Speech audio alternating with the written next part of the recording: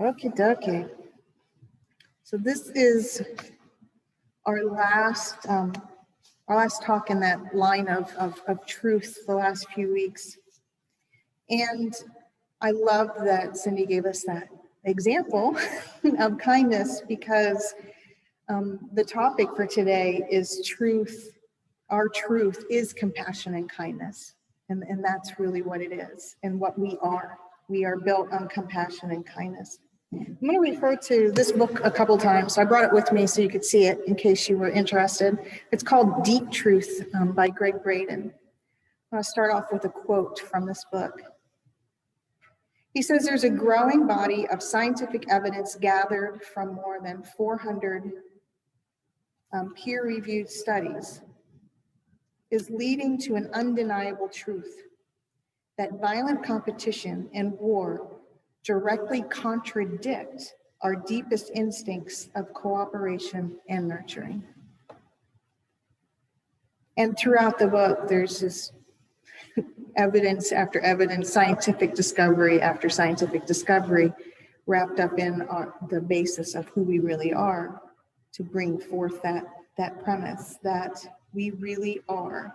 And I talked about that a little bit last week, that we don't have to buy into the idea of competition, that we are more. Philippians 2 says, don't be selfish, don't try to impress others, be humble, thinking of others more than yourself. Don't look out for only your own interests, but take interest in others too. Take interest in others as well. And that was demonstrated soon after that with Jesus washing feet and saying, you know what, I'm not above you. I'm going to take care of you as much as I expect you to take care of each other. And here's an example of that. And at that time, if somebody else washed your feet, that was a really big deal. You were considered the underling to that. And he's saying, nope, nobody's an underling to anybody else. We all get to do this to each other. We need to cooperate.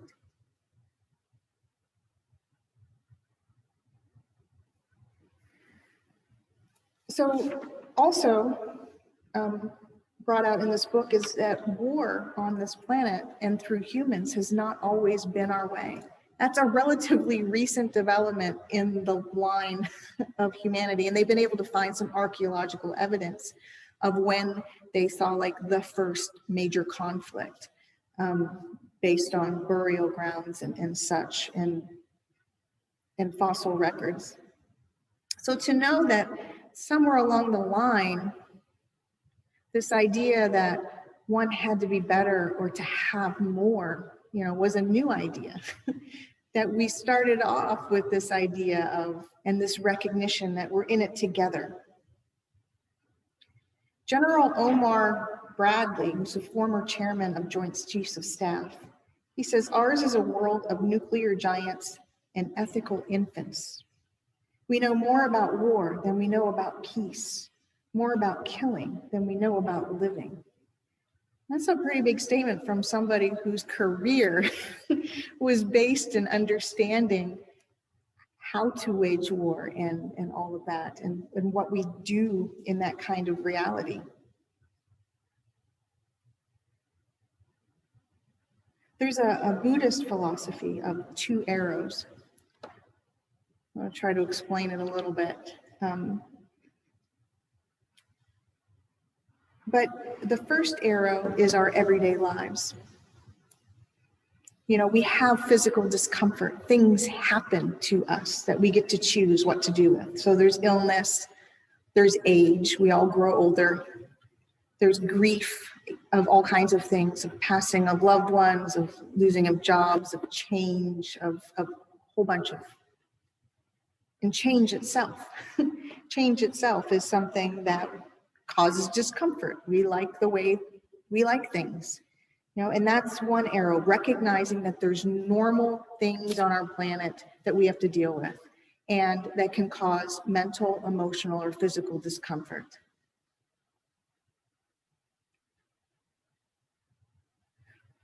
Those ideas of discomfort tend to go away a little bit in that first arrow. If we're feeling safe, if we feel like our families are safe, if the way we're living our life is safe. And usually, the idea of safe means nothing's changing. It's all status quo. Everybody's happy. We have food, we have shelter, we have clothing, and we can go about our lives the way we've chosen. In this arena, even through discomforts, we automatically choose cooperation and peace because we're feeling safe. So it's easier to deal with some discomforts when we're feeling safe. Things like age and grief. We can deal with those easier. That's in the first arrow, that we recognize that. The second arrow is when we fall into that mental platter, all that noise, when we don't feel safe, when we allow suffering. And there's a distinction between discomfort and suffering. So discomfort, again, is that we're not going to get away from some of that being human. Things happen in nature, around us, different people, stuff. The part that's a choice is if we choose the second arrow path, which is suffering. And in the teaching, it says if we choose the suffering, sometimes it's based on fear, ignorance, maybe not having all the information and choosing not to go after it, maybe because what if that changes our dynamic and we have to do something else in order to feel safe? And that's happening a lot today. This idea that we've been moved a little bit out of our comfort and safety zones because of a worldwide pandemic. And it's not just the United States or a little niche of the world, it's everywhere. I mean, you can pick up any international news and find out what's going on. And I know that I talk to people through the internet all over the world now. And to listen to their stories, we're not alone in that. Where do we find our place of comfort in a new paradigm, in a place of change, and this disruption? And then we forget sometimes in that disruption that we can still choose the first arrow. We can choose to recognize, yeah, that kind of stinks, and I'm not comfortable, and I got to do this stuff that I don't want to do, and maybe I got to keep my kids at home an extra year for school, and maybe all this stuff that we have to just take care of. Are we willing to take care of that stuff, or do we cling to the suffering? Oh, there's change. Oh my goodness, it's just, it changed and now it stinks and I'm just going to stay in that stink mode. Or do we rearrange ourselves somehow? Do we choose a little bit of a detachment from that suffering? And actually, I want to call it more of a non-attachment than a detachment.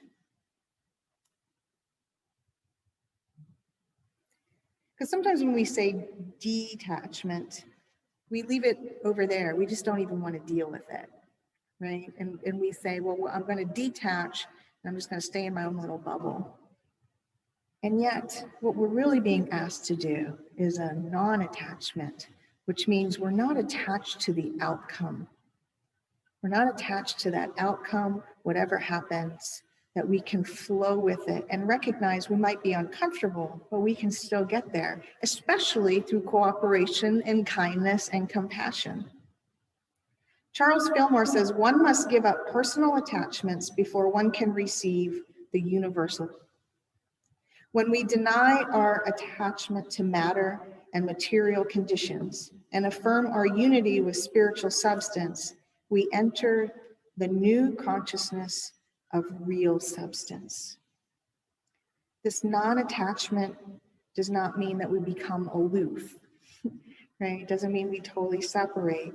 It's the opposite. We recognize that we are part of it and that we're part of helping each other get through it.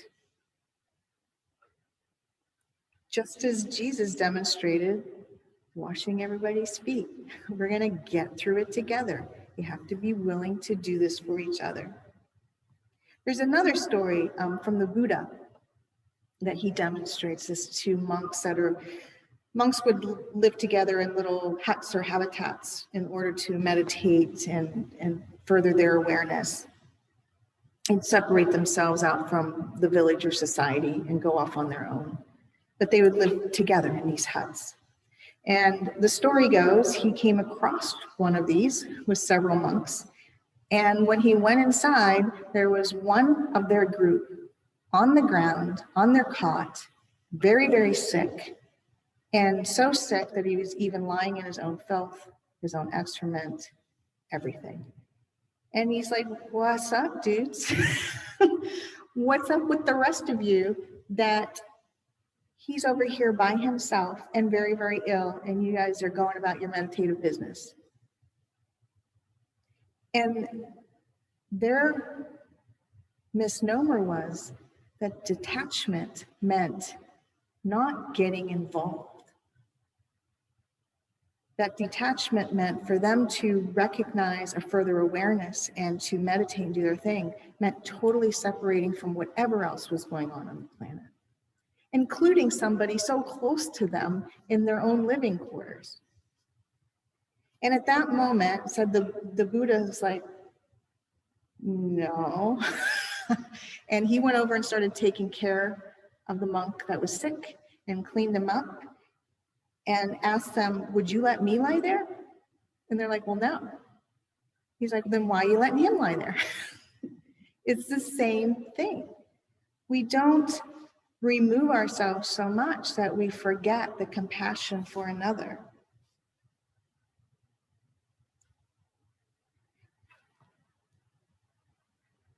A quote from Bodhi says, the supreme goal of Buddhism is the liberation of mind by non-clinging. And I like that so much more than the idea of non-attachment. I think sometimes we forget, much like the monks, what that really means. You know, when Charles Fillmore says we need to deny our attachments, does that mean we deny everything around us? No, it says we don't cling to outcomes. We don't cling to what we think needs to be done when we're moving in compassion and kindness. It's not being emotionally drenched in fear and suffering and all of that that leads us to that idea or that feeling of competition, that we have to make sure things happen for us and, you know, they can take care of themselves.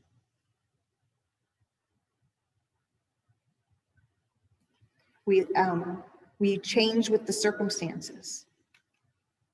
So in the case of the monks, their circumstances changed. One of them got sick. Well, you know what? That means that maybe you need to rotate meditating, or maybe you don't go out for an extra hour. You take care of this person that needs you. That's a new circumstance that we need to learn to grow with and be flexible.